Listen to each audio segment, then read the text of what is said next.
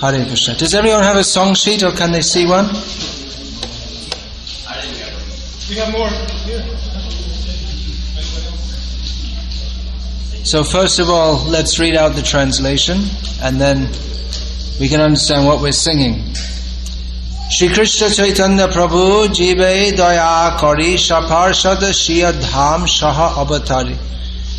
Shri Krishna Chaitanya Prabhu, Shri Krishna Chaitanya, who is the Supreme Personality of Godhead, being merciful to the conditioned souls, has descended along with his personal associates and with his holy dham, Sri Navadik Dham.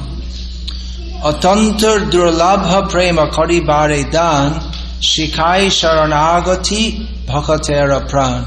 That extremely rare love of God, to give that, he teaches the process of Saranagati, the process of taking shelter of Krishna, which is the very life of the devotees. So that process is in 6 parts. Doina Atmanevedan. Doina, the first is Doina, which means an attitude of humility. Atmanevedan, giving oneself, offering oneself. Goptritve Varan, the attitude of considering that Krishna is my protector.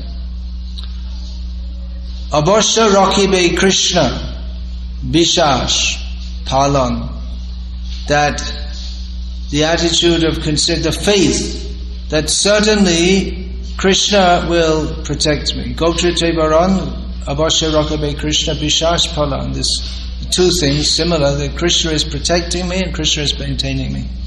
Bhakti anukul matro karja shika, to accept only those activities, those which are conducive to advancement in devotional service, and bhakti pratikul bhav varjan angika, and rejecting any activities which are detrimental to advancement in devotional service. Sharanga sharanagati hoibe jaha taha prarthana shune Sri Nanda Kumar.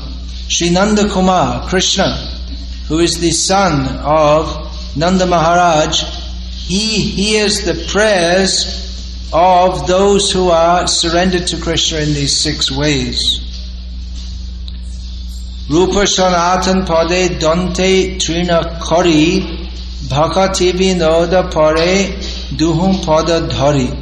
Bhaktivinoda Thakur states that he is taking grass between his teeth. This is an attitude of humility. We don't see this. I've never seen this in all my travels in India all these years, but it seems that it was quite common at the time of Chaitanya Mahaprabhu. We often hear this description.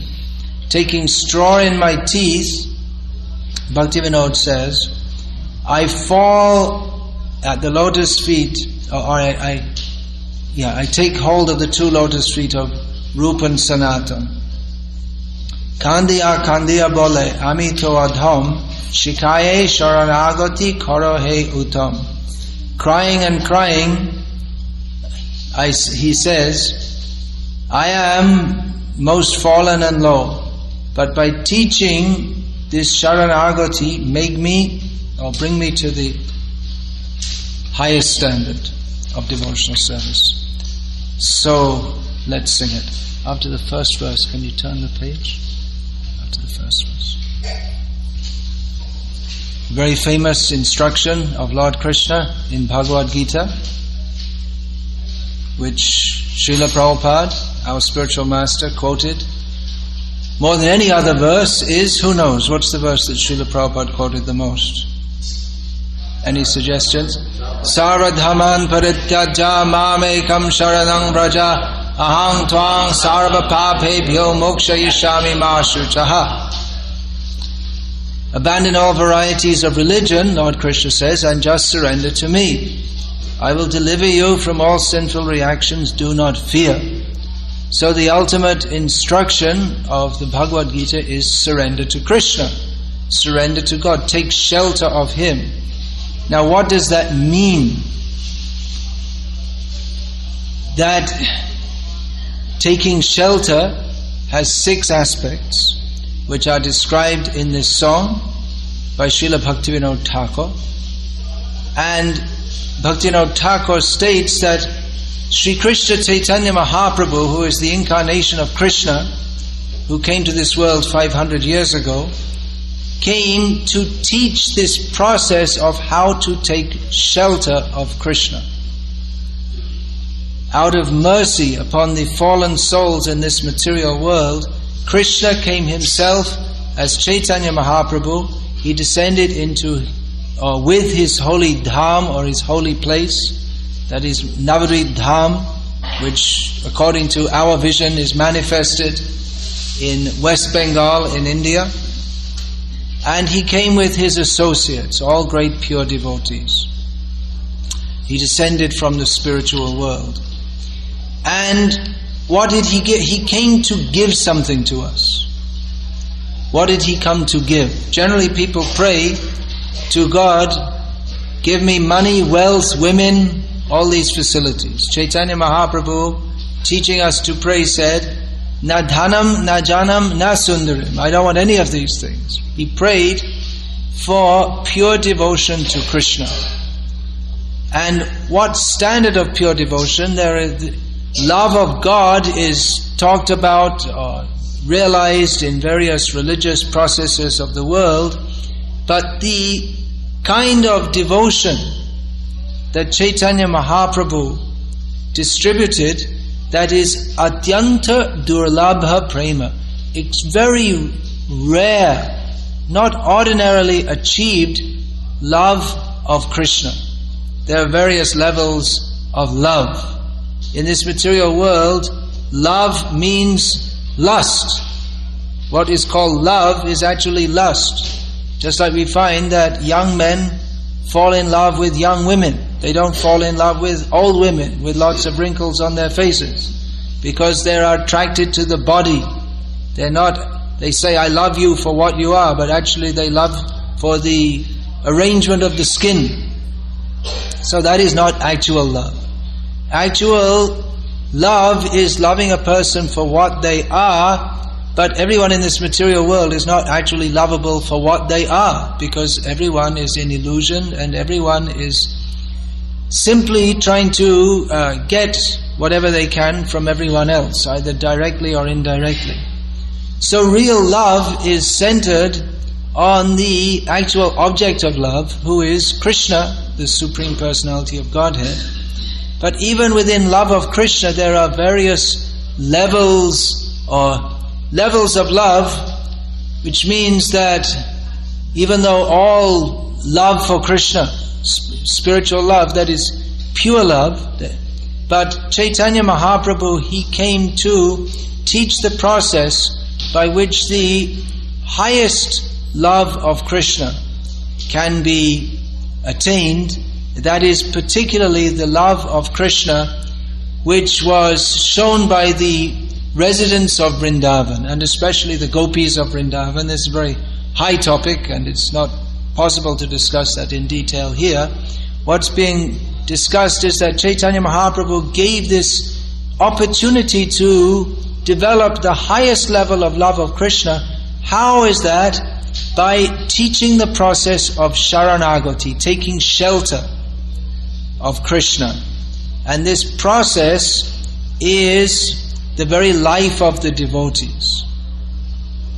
Now, love, we may think that love is not mechanical. That's true. Pure love doesn't follow any rules. But there are various rules or processes by which we can come from the present standard or the present position that we're in which we are illusioned, thinking of ourselves in terms of the body in which we are presently situated, instead of understanding that we are by nature pure spirit souls. We think of ourselves as the particular body that we are now in for a very short blip in time, living in this very small, insignificant city in this very small, insignificant country called the United States of America, in this very small, insignificant planet, in this very small, insignificant universe, in one blip of time, and we're thinking, I am very important. This is called Maya, or illusion. So reality is to understand our eternal relationship with Krishna, the Supreme Personality of Godhead, but to become free from the illusion of identifying myself with the immediate surroundings that we are in, it is necessary to follow a spiritual process. This is called Bhakti Yoga, or the yoga, the system of linking with Krishna by practicing devotion. And that devotion, the practice of devotion, when it becomes perfect, then the result is pure devotion. The means and the end are the same or similar.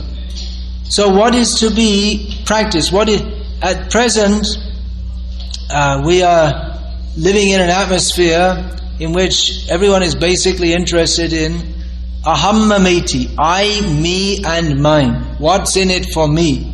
Everyone is thinking, what's in it for me? What is in my own self-interest? But pure devotion to Krishna, there are 6 aspects of taking shelter of Krishna. What does it mean to take shelter of Krishna? We can't take shelter of Krishna unless we're willing to give ourselves to Him. If we declare independence, then we're not sheltered. Shelter means to come under the control. Just like we see a dog comes under the control of the dog's master. So the dog takes shelter of the master with the faith that the master, if I wag my tail and lick the master's leg, then the master will be happy with me and will throw me some food. And then my interest will be served. So actually one of this song which we just sung is the first of many songs in this Saranagati. And one of them is in which Bhaktivinoda Thakur, the author of these songs, is proposing to become just like the dog of Krishna. It's an analogy that he gives. So the 6 attitudes in taking shelter of Krishna. What does it mean to love God? We may talk of love of God, but what does it actually mean? Is it some vague sentiment? Or is it something that I feel today and tomorrow I may not feel it? Or I feel it when I come to the temple, but then we have to go back to real life and work hard and make lots of money? What is the meaning of taking shelter of Krishna? So Bhaktivinoda Thakur, he's in this song which we just sung, it's in Bengali, and he's explaining the verse, a Sanskrit verse, in which the 6 symptoms or the 6 characteristics of one who has taken shelter of Krishna are described. And actually in the Sanskrit verse, the last point is given karpanya, of feeling oneself as very fallen, but Bhaktivinoda Thakur has listed it first as being the essential feature of humility. One cannot take shelter of someone unless he's convinced that this person is much superior to me and that I'm not capable of sheltering myself. The rugged individual, the guy in the Marlboro advert, he doesn't take shelter of anyone. He's on his own. He's tough. He's strong, and of course that guy got cancer eventually. And so he was tough and strong apparently for some time. But then, like everyone else, he had to die and take birth again. Maybe as a cactus in the desert or something like that. We don't know, somewhere. So taking shelter means to feel I am helpless. In modern society is just the antithetical mood of that is being inculcated. Everyone is supposed to feel, I'm very strong, I'm tough, I can do it by myself. Everyone's supposed to get the Rambo attitude. But reality is that we are very small, we are very weak, however strong our body may be, however many nuclear missiles our government may have, we're all subject to death. And we don't know where we're going next. So recognizing that we are not the controller, we are controlled. We take shelter of the controller in great humility. Of course, that's only a beginning understanding of God as the controller of the universe. So humility, I'll just go through this quickly, because to go through in depth would take a very long time. There are many, as I say, this is the first of these songs in a very long series of songs by Bhaktivinoda Thakur, and it's very helpful for our spiritual development to sing these songs, or at least read them, because Srila Bhaktivinoda Thakur is a pure devotee of Krishna. He is mentioned here that Chaitanya Mahaprabhu has descended to this world with Chaitanya Mahaprabhu's own associates. So Bhaktivinoda Thakur is one of those great devotees of Chaitanya Mahaprabhu who has come to this world and by his own personal behavior shown what it means to be a devotee of Krishna. And especially Bhaktivinoda Thakur's example is very relevant for most people in this world who are married and have families, because Bhaktivinoda Thakur was married and had a family and had great responsibility in the government. There was the British government at the time there, and had 13 children, which is considered a lot now. It's not considered a lot, it's just no one has 13 children. But that was normal in the days before artificial contraception became popular. So he had many children, which means a lot of responsibility, as every parent knows. One child's a lot of responsibility. So having many is more responsibility.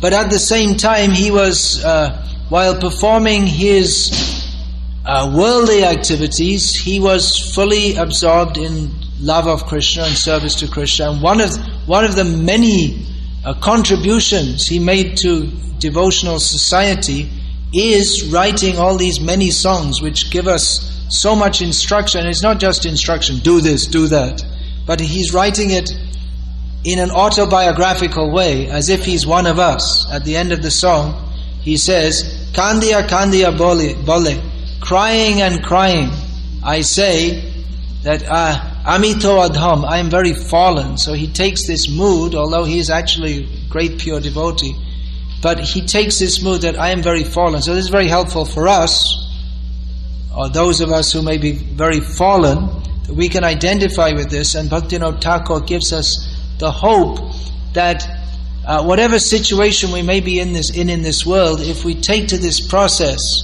of surrendering to Krishna by the process of devotional service, we can gradually become purified and come to the standard of pure devotional service to Krishna. So there are many songs, and from time to time we can read them, or even daily if we read one of these songs, it will be a very, very helpful meditation and instruction for us, and inspiration, and very beautifully expressed also, because one of the characteristics of a pure devotee of Krishna is that he's very poetic.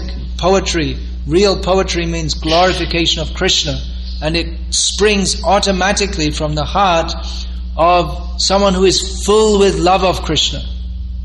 So Bhaktivinoda Thakur is a great poet, and we can appreciate his poetry. Of course, he wrote mostly in Bengali, which most of you won't understand. The translations are there, but I think you could. It's a bit difficult for most to sing this, was it? It seemed like that. But if we practice singing, then we can also appreciate even if we don't understand the words of the language, the beauty of the sound. Just the sound of it is very pleasing to the heart, because these are spiritual sounds. So humility, this is required. And Atma Nivedan, that means offering oneself, giving oneself. In the Sanskrit verse, the word it's almost the same word, Atma Nikshepa, which means literally throwing oneself. That means with no reservations whatsoever. Just like if you meet someone, a very close friend who you didn't see for a long time, you'll run and clasp them. So it's throwing yourself without any reservation. So if one has complete faith that Krishna is protecting me and Krishna is maintaining me, which is the next two symptoms which are there, which are given, then if one has this faith, then one can fully throw oneself without any reservations. As long as we're thinking that my friends, my family, my country, they will protect me, or I have any real or significant relationship with them, we can't fully give ourselves to Krishna. As long as we're thinking that I have something in this world to enjoy, or there's something in this world of value to me, then we can't fully give ourselves to Krishna. Now Bhaktivinoda Thakur, as I was saying, was a pure devotee of Krishna who discharged his worldly responsibilities. But at the same time he practiced detachment from them. Now, we may ask, how is that possible, or why is it necessary to do that? Well, it's necessary for those who are married to maintain their families. So he did that. He didn't neglect that worldly responsibility, but at the same time his internal attitude was that my real life is with Krishna. Everything in this world is temporary. Just like we may see the foam on the waves, it's the foam on top of the wave is seen and then it's gone. So just like that. There are many examples given of the temporary nature of this material world. Kamala dala jala jivana talamala. Water on a lotus leaf. It drops, but it may stay for a few seconds and then again it falls down. So like that, our life, it's just here and gone. Life is very brief. But in this short human life, if we can develop this attitude of full surrender to Krishna, then we'll no longer have to take birth again in this material world, and we will go to live with Krishna eternally in the spiritual world. So 4 symptoms are mentioned. 2 of them have the faith that Krishna will maintain me and Krishna will protect me. In this material world, most of our activities are for maintenance and protection. Where to get food, clothing, shelter in here I'm not talking about shelter of Krishna, but having a house or some place to live in. So most of our activities are for the sake of food, clothing, shelter. But a pure devotee of Krishna has the faith that Krishna is maintaining me. Krishna is protecting me. And these are the next 2 are very important in our practical lives.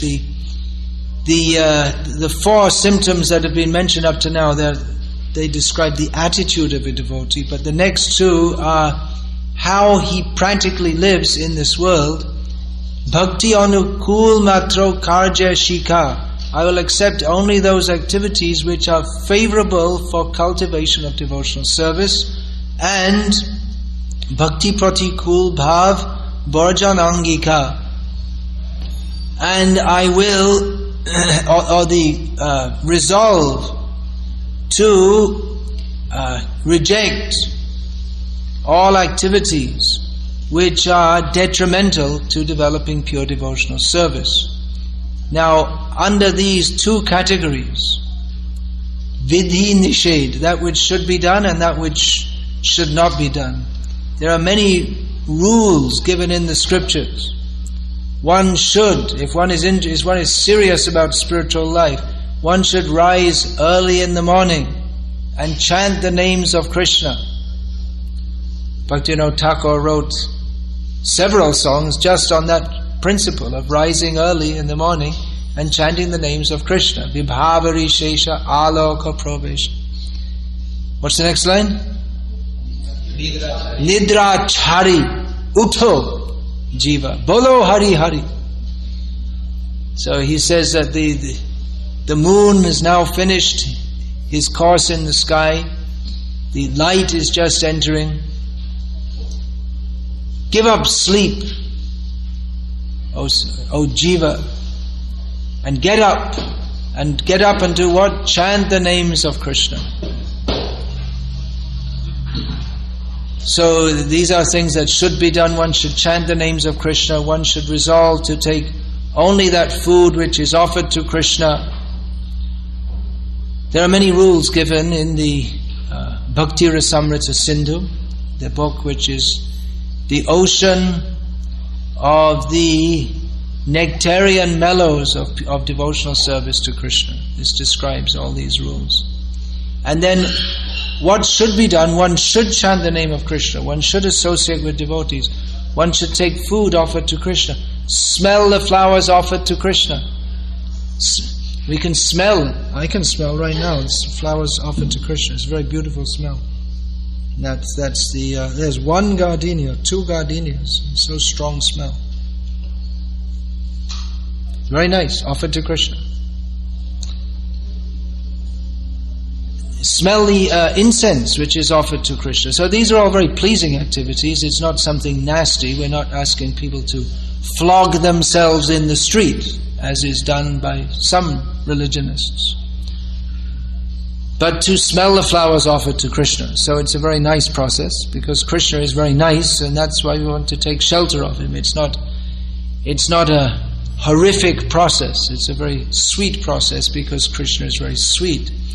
But there are some activities that are to be given up also, if one is serious about developing love of God. One cannot get love of God, for instance, from watching soap operas on TV or football games on TV.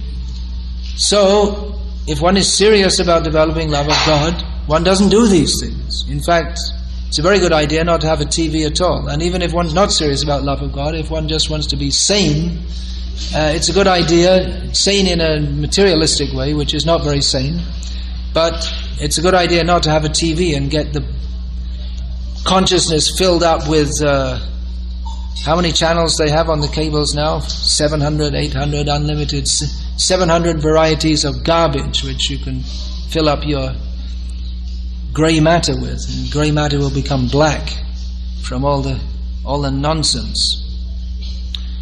So if one is to develop love of God, one has to be very serious. It's not a part-time activity or a hobby or a once a week for 1 hour activity, or a 2 or 3 times a year, or whenever there's a funeral or a marriage activity.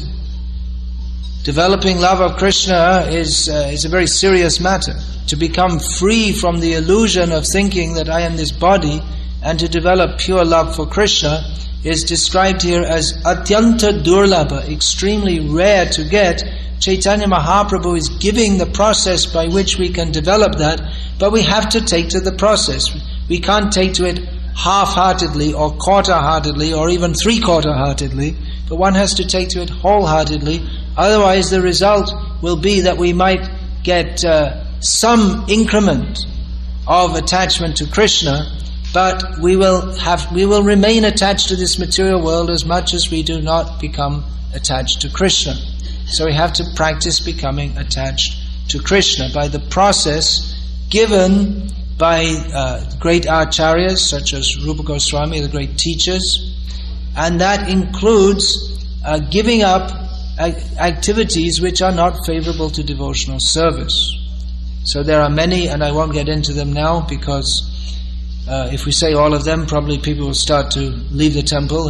They might find it a bit extreme, but then, well, it is extreme. To want to get out of this material world, from the materialistic perspective, it is extreme. But the materialistic perspective is one of remaining within the cycle of birth and death. The materialistic perspective is one which will cause us to take extremely unpleasant situations again and again in this material world. So it's actually just sensible to want to come out of this material existence, but one has to make a determined effort. Now, Bhaktivinoda Thakur states that for one who is serious about Krishna consciousness in this way, his prayer will be heard by Krishna. So Krishna hears everything. Mostly people pray to him for material benefits. Even now, if one goes to Tirupati in Andhra Pradesh, in India, there'll be hundreds and thousands of people every day of the year. Now it's 5:47. Yeah, it's early in the morning there. So there'll be hundreds and thousands of people lining up to go to that temple. And they have a computer-regulated system for entering the temple. Because instead of queuing up for 12 hours or 14 hours to enter the temple, you get a band which you put on your arm and you have a fixed time to go, which saves you. It used to be that people would stand in line for 12 hours, 24 hours, but now it's computerized, and literally hundreds of thousands of people go there daily to visit that temple. That's one temple. That's the most visited temple in India. And of course in various traditions also in Makkah at the time of Eid, in Ramadan, at the end of Ramadan. How many people go? Any idea? It must be several hundred thousand at least, a few million probably. They go, so many people are praying to God, and He hears everything.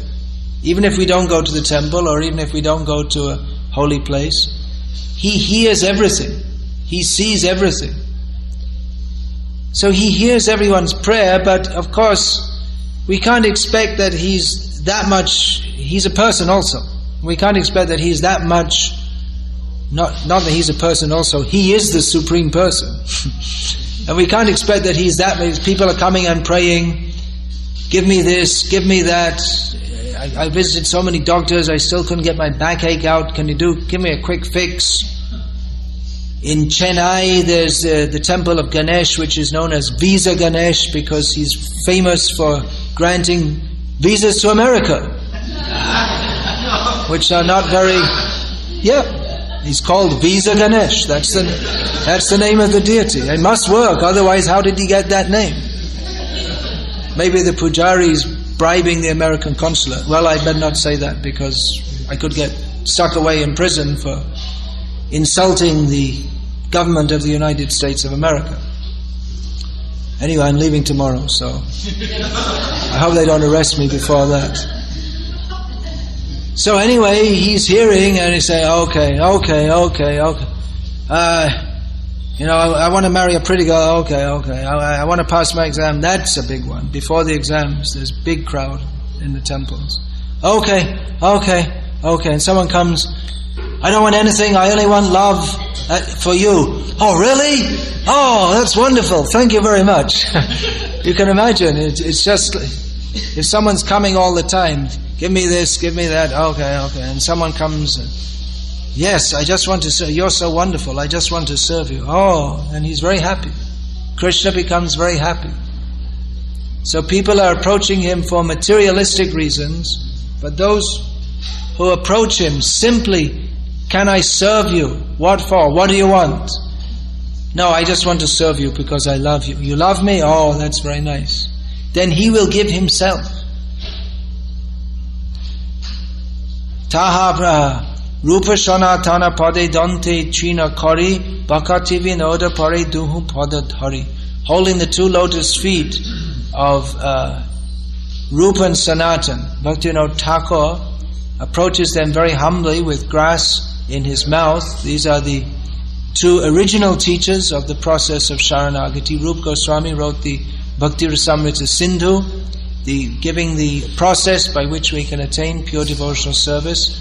And Sanatana Goswami he compiled the Hari Bhakti Vilas, another book of procedures, and also Brihad Bhagavatamrita, which describes the journey of the soul from the material world to going back home, back to Godhead, to the spiritual world, and how the soul enters the spiritual world and Krishna himself embraces that soul. So Bhaktivinoda Thakur falls at their feet and crying says that I am very fallen, but by teaching me the process of Saranagati, the process of taking shelter of Krishna, lift me up to the highest level. So we all have hope. However fallen we may be, and it seems that in the present Kali Yuga, or the age of quarrel and hypocrisy, the how fallen society can be. It's getting more and more decadent in all ways. But whatever our background may be, if we simply resolve to take to this process of devotional service to Krishna, which begins with the very simple method of chanting the names of Krishna, Hare Krishna, Krishna Krishna, Hare Hare, Hare Rama, Rama Rama, Hare Hare. And all through the process is one of chanting Hare Krishna, Krishna Krishna, Hare Hare, Hare Rama, Rama Rama, Hare Hare. So if we do that and we follow the prescribed method, this is very important.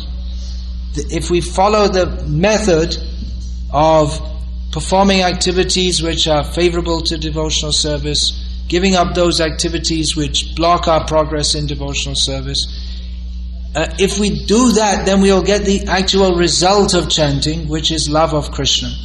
Now, generally we like to hear about love of Krishna and very high level, and it's very nice to hear about.